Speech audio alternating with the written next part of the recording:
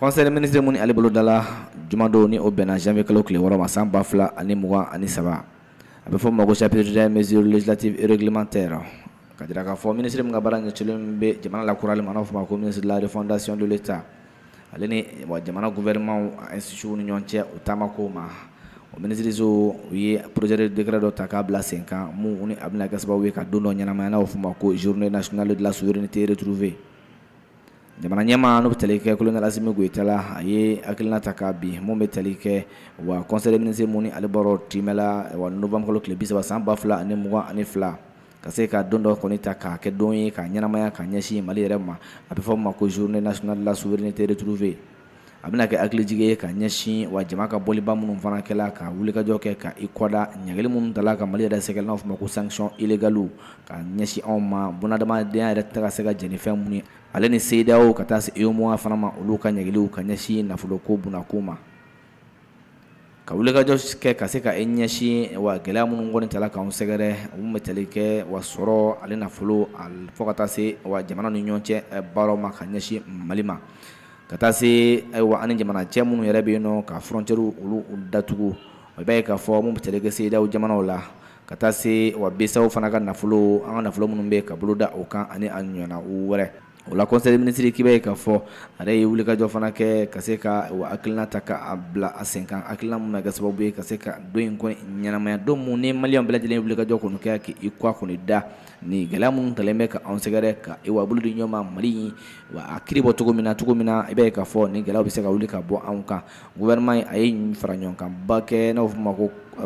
session extraordinaire conseil des ministres tɔgɔ la n'o kɛla janvier kalo tile 10 san 2022 o tɛmɛlen ka se ka wulikajɔ kɛ ɲagili mun talen bɛ ka Mali sɛgɛrɛ ka fɛɛrɛw ɲini ka ɲɛsin a ko ma cogo min na k'i b'a ye k'a fɔ wa a ko kɔni kɛla gɛlɛya ye Mali kɔnɔ ka taa se Mali ko kan n'a yɛrɛ fana ma ka jira k'a fɔ fɛn min bɛ tali kɛ Mali ka jamana la k'a fɔ wa gɛlɛya talen bɛ ka ɲɛsin an ka jamana ma wa juguw fɛ n'o bɛ tali kɛ terroristes la a bɛ san 10 bɔ an bɛ don min na ko bi o kɔfɛ tuguni ka gɛlɛyaba in ta ka anw sɛgɛrɛ o de hukumu kɔnɔna la conseil des ministres kɔni a ka lajɛ hukumu kɔnɔna la gouvernement kɔni a ye hakilina ta k'a fɔ ni Ala sɔnna ma fɛn bɛ tali kɛ wa ɲagili minnu talen bɛ ka an sɛgɛrɛ maliyɛnw yɛrɛ ye wulikajɔ min kɛ ka bolodi ɲɔgɔn kɛ ka se ka i kɔda a ko la wa wulikajɔ in hukumu kɔnɔna la don in kɔni a bɛna ɲɛnamaya jamana ɲɛmaa k'i b'a ye k'a fɔ mun bɛ tali kɛ wa chef suprême des armées b'a ye k'a fɔ a ye lajɛ dɔ fana kɔni kuntigiya ta n'o kɛla conseil supérieur de défense ye yaasa gɛlɛya minnu tala ka an sɛgɛrɛ ka se ka hakiliw jagabɔ a ko senfɛ o la k'i b'a ye k'a fɔ wa hakilina kura dɔ o tala fɛn min bɛ tali kɛ wa maliyɛnw la maa miliyɔn 4 n b'a ye k'a fɔ a n'a kunkan fɛn olu ye wulikajɔ fana kɛ Mali kɔnɔ ani Mali kɔ kan wa janvier kalo tile 14 san 2022 ka se ka a jira k'a fɔ ɲagili minnu talen bɛ ka da an kan nin ye o ye wa kɔrɔfɔ kɔni ta ka ɲɛsin an ma k'a fɔ ko jɛma kɛ ni a ye wa o tɛna jɛ ni a ye Mali tɛna se ka sɔn cogo si la